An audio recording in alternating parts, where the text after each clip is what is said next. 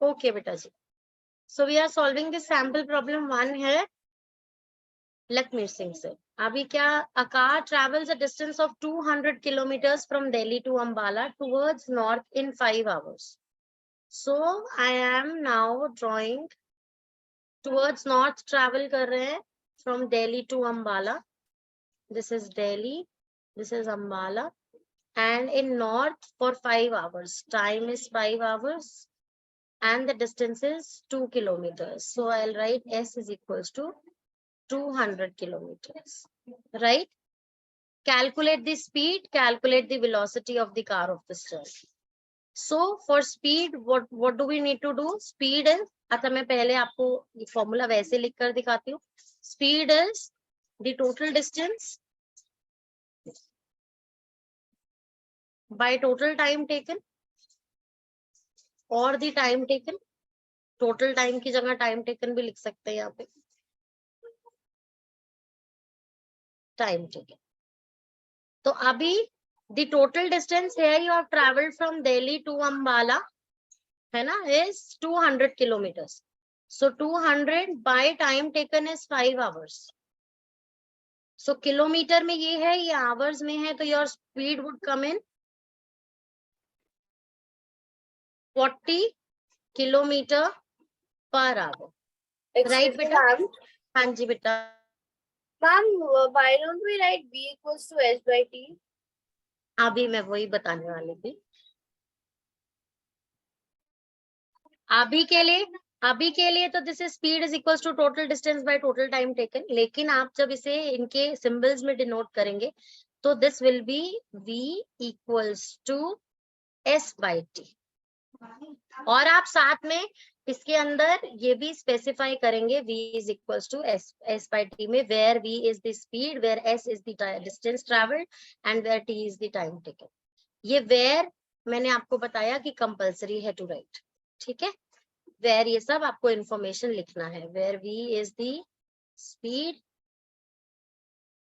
S is the distance travelled and T is the time taken. Right, ये हो गया speed के लिए. अब हम यहाँ पर वेलोसिटी कैलकुलेट कर रहे हैं. अभी वेलोसिटी के लिए पहले मैं फॉर्मूलाज को वैसे ही एलैबोरेटेड वे में लिखकर दिखाती हूँ आपको. Velocity is equals to displacement by time taken. Right, displacement by time taken. Right बेटा. अभी को we have moved in the same straight line. No, हमने डायरेक्शन चेंज ही नहीं किया है. तो the displacement is the distance travelled itself. The same line is the distance travelled. The same line is the shortest distance between A and D. Right or not? The distance and displacement when you are traveling in the same straight line, they are both the same. इसको solve करने से पहले एक बार इसे symbols में भी लिख ले. V को V vector equals to displacement को S वेक्टर बाय T. और यहाँ पर आप लोग फिर से स्पेसिफाई जरूर करेंगे. Where V vector is what? It is the velocity. Where S vector is what? It is the displacement. And where T is again time taken. Clear beta? And now you'll put the values. अभी इस question के अंदर तो nothing is changing क्योंकि direction is not changing, इसीलिए value of distance and displacement both is the same. तो इसका मतलब in this question also the displacement is 200. The shortest distance between D and A is 200 kilometre only. इसीलिए I am taking this S vector displacement as 200 only. And now time taken we know is 5 hours only. So when you solve, you get it 40 kilometer per hour. Now how would we differentiate between both the things? ये भी 40 kilometer per hour, ये भी 40 kilometer per hour.